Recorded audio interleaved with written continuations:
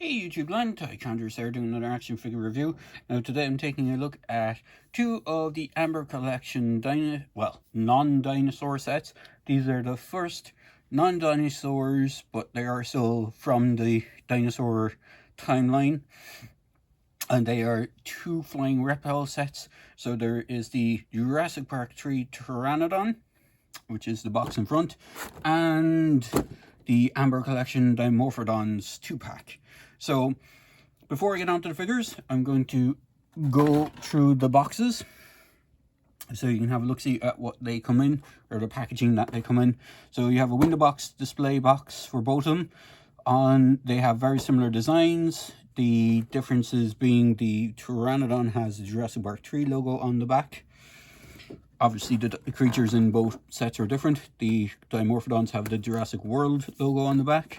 They both have an image of the creature in the back on an amber sort of shell type thing, or amber block, and they have write-ups for both.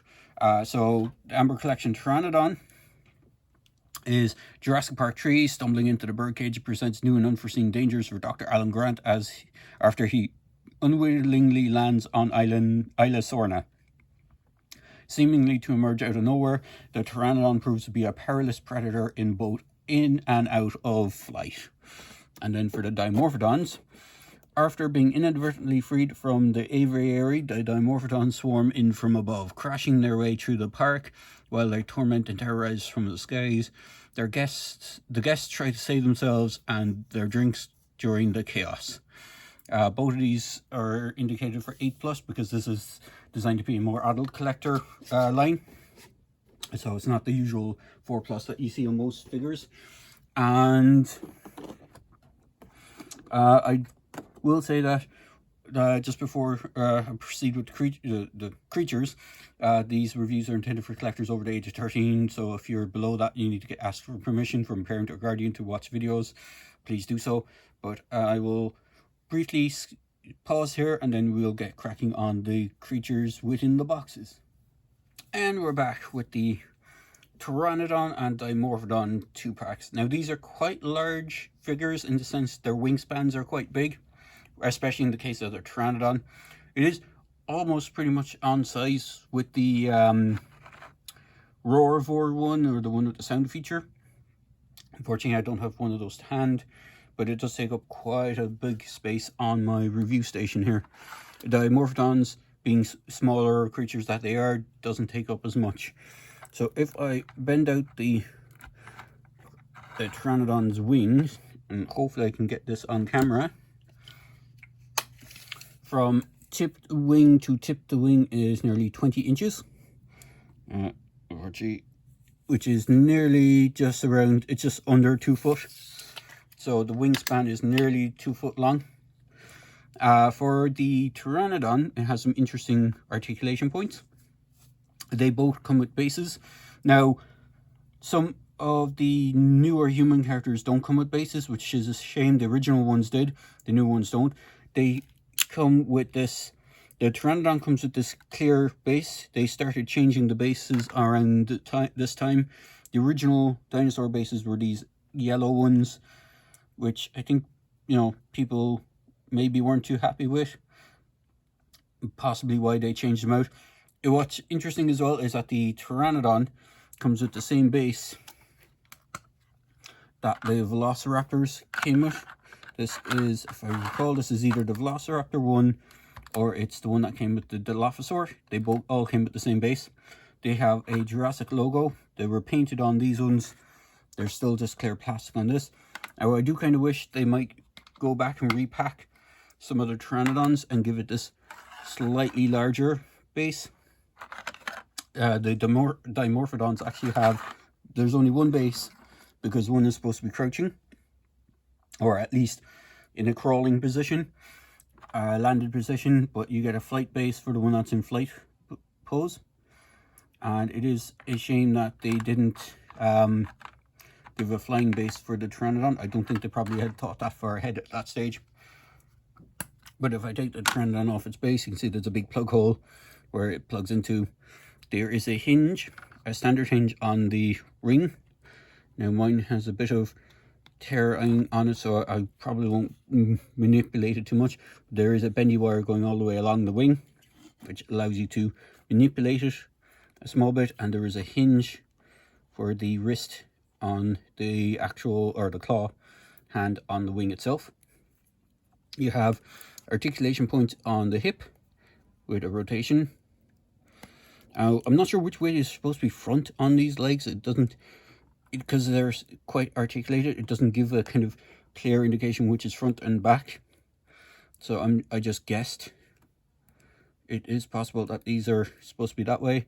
There is a kind of nub on this way to indicate an ankle. I'm not sure if the ankle is supposed to be facing that way or the other way around. I'm not too sure. But you can get a quite nice flight poses out of it. It does have a torso joint. It has dual jointed neck, which is quite nice. You can get some good range of movement. So you can almost simulate the walking pose it does in the film when it kind of comes through the bird cage. So it has like the wings. The only thing is the wings don't really bend up the way it should do. Maybe if the wings were solid with joints on them, it might have been a little better. It does have an opening mouth with the teeth. It has lots of teeth.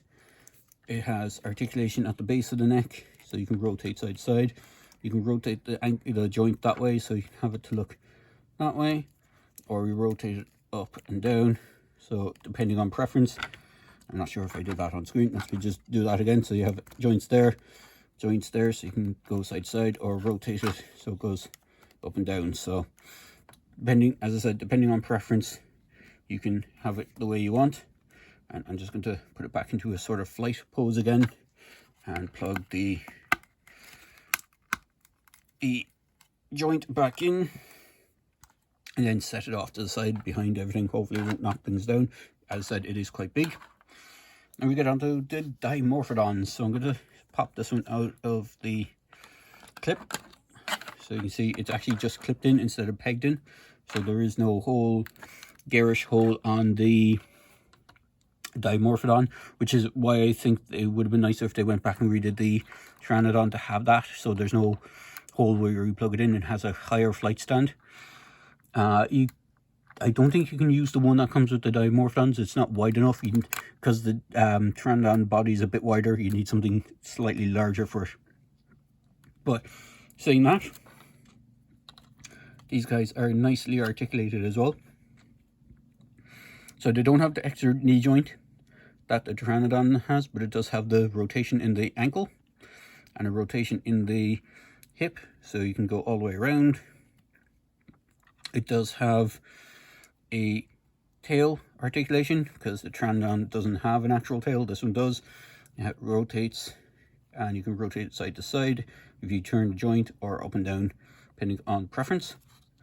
You have the wings that can do flat mode. You have a joint in the torso, mid joint. The wings can go all the way around. It does look a bit odd if you put them like underneath it. It looks unnatural and it's broken its wing, but you can do that. It's just so you can pose it in the direction that you want. It has freedom of movement. The head sculpt are great on these things. I know customizers might go to town on them and make them even more creepy looking and really nice. Teeth are nicely done. They actually fit in between the lower jaw and top jaw, so they don't actually, you know, the way it doesn't close and the teeth are hidden behind the jaw. It's actually, you can see them separated and they go in through the hole on the top and bottom. There is a neck joint that goes up and down. There's only a single neck joint on these guys because they only have the kind of, they don't have as long a neck as their Teranodon does, but it is quite nice for the flight one. So I'm going to put the flight one back on its stand. You just clip it back in. Now you do have to assemble the stand when you get it. So you just have this piece is separate and you just plug it into the base. The base does appear to be the same as all the rest of them. So it can rotate around, so you can have the logo facing forward, or you can have the logo at the back of it, depending, again, preference depending. But it does give you a good bit higher flight pose than the Pteranodons one, which is something I like. And then we have this kind of grounded or crawling style version of the Dimorphodon. Paintwork is exactly the same The only kind of difference I can see is the veins on the inner wing of this one are more orange compared to the, it's more of a beige on the actual flying one. So there is a slight paint difference. I'm not sure if that's intentional or it's just when they were painting these wings, when it's in crouch mode, they just left the orange on it, or the slightly orangey brown. It does have this fur sculpting on the back, which the flying one has. Head sculpts look exactly the same. You have the exact same hinge with the neck and jaw. The only main difference between this one is the wings. The wings are in this folded up pose, so you have a crouched landed position. In fact, you can't see that, so if I just angle my camera down ever so slightly, you can see and get the feet in the right position. The feet and legs are the same from what I can tell, so you can actually get this thing in a more crouched neutral position. But again, the head sculpt on these are awesome. Just look at those beady little eyes. The head sculpt on the Teranodon is really nice as well. The paintwork is quite nice. Doesn't look exactly as accurate as the movie, but it's very close. These are very close as well. They have a very similar look to the small attack pack ones. Now the tail is different on this one as well. It's more folded up, so it's not out for the flight mode. So there is the two main differences being the wings and tail. You still have the bubbly texturing, you have some underbelly stuff, paint apps going on. Now it's kind of weird that it just stops here, it doesn't kind of bleed down, and I think that's the same on the other one as well. It just stops at the torso. It's almost as if when they were building these were done in a separate part of the factory, so they mightn't have added the paint apps to it. But if you wanted to, you could probably get a small brush and just kind of try and bleed it down so it matches up closer to the front torso. But that's beside the point. It looks really, really cool. And to get it in scale to some of the human characters in this line, we'll first bring in, where is he? The guy from Jurassic World, Alan Grady. Not Alan Grady, Owen Grady. Sorry, my mistake. AKA Chris Parrott. And for a Jurassic Park, because I don't have the Alan Grant figure, which is based on Jurassic Park 1 anyway, here is the John Ray Arnold figure from Jurassic Park 1. I know it's a different movie that the Pteranodon is from, but there's no human characters from the Jurassic Park 3 figure line yet, if they intend to do any. I would be interested in seeing like a JP3 Billy or Jack Kirby, or the other characters in the line. It'd be interesting to see a William H. Macy figure. I don't think there's ever been an action figure for him. Actually, scratch that, there is an action figure of the Shoveler from Mystery Men. As bizarre as that is, there was actually Mystery Men action figures. So there was actually a Ben Stiller, William H. Macy, what's his name? The guy who does the voices in Simpsons, and I can't remember, Hank Azaria figure. And there's a few of the others. And that's a bit of a side note from this, but there you go. So hopefully you enjoy this quick video review of the Dimorphodons. They are really cool 2-packs. Now the other set that I have on order, but I haven't received it yet because it's with Big Bad Toy Store. They're usually a bit behind with figure releases. Is the T-Rex Jr. from Jurassic Park Lost World with the tree compy set. So as soon as I get that, I will review that. I did record a review for Ray Arnold. Unfortunately, it kept refusing to upload, so hopefully I won't have the same issue with this. And I do have John Hammond and Ellie Sattler I got recently when I got the Dimorphodon, so I'm going to review them together, and I'll review them with Ray Arnold as well, so they have all of them together.